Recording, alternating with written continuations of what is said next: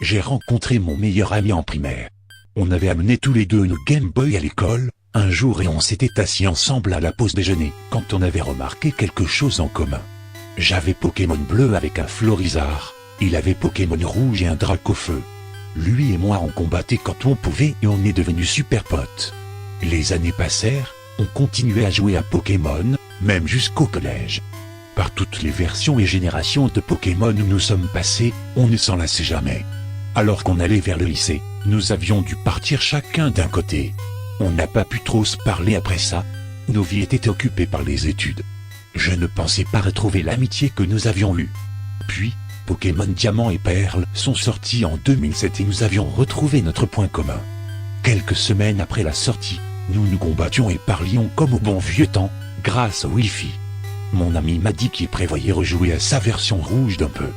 Comme c'était il y a 3 mois après la sortie de DP, on n'a pas pu jouer autant qu'avant.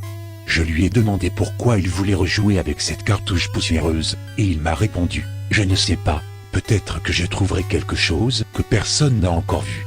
Malgré ma non-envie de rejouer bleu avec lui, il joua tout de même sa version rouge.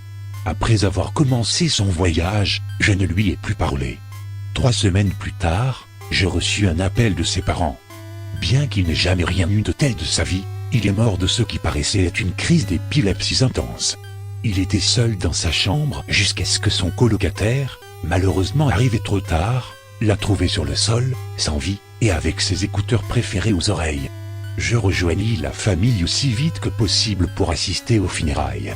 Son coloc, qui comptait venir aussi, m'a informé que, quelques jours avant l'incident, mon ami avait développé une obsession pour la Vanville et sa musique.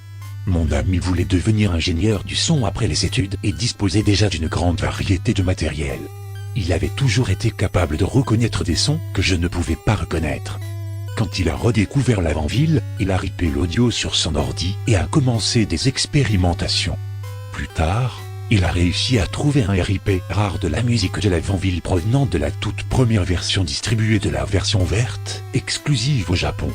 Sans se référer à la version japonaise, il a dit au coloc que les fréquences de la musique sont différentes, elles se mélangent d'une certaine manière. Mais il manque quelque chose. Je crois que quelque chose d'autre devait se mixer avec, mais il n'a pas pu la trouver sur sa Game Boy. Il était limité en bande passante sonore. J'ai eu la chance de fouiller son ordi portable une dernière fois, alors j'ai regardé ses fichiers récents. Tout en haut, il y avait la Vander.wav. En plus de quelques photos de nous, je les ai copiées sur ma clé USB. Pris par la tristesse de la perte de mon ami, j'ai ignoré le fichier audio jusqu'à quelques semaines avant d'écrire ceci. J'avais récemment décidé plus ou moins de retracer ces derniers instants. Conduit par mon désir de savoir la cause de sa mort, j'ouvris les propriétés du fichier audio, sans ouvrir le fichier pour l'écouter. Dans les metadata, il avait écrit « Note binaire ». J'ai ajouté les fréquences nécessaires, je sais pourquoi la Vanville est si triste, et je connais la partie manquante. Plus étrange, en regardant dans son player audio par défaut, sans écouter le fichier, toujours, et vis le nombre de fois que le fichier a été joué. Une seule fois. J'ai parlé avec un pote qui s'y connaît en audio. Il m'a donné un programme qui analyse l'audio en temps réel et dit que c'est tout ce qu'il pouvait faire.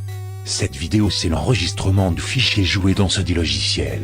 À ce jour, je n'ai toujours pas écouté le résultat, car je suis trop émotionnellement torturé par la mort de mon ami, Anthony.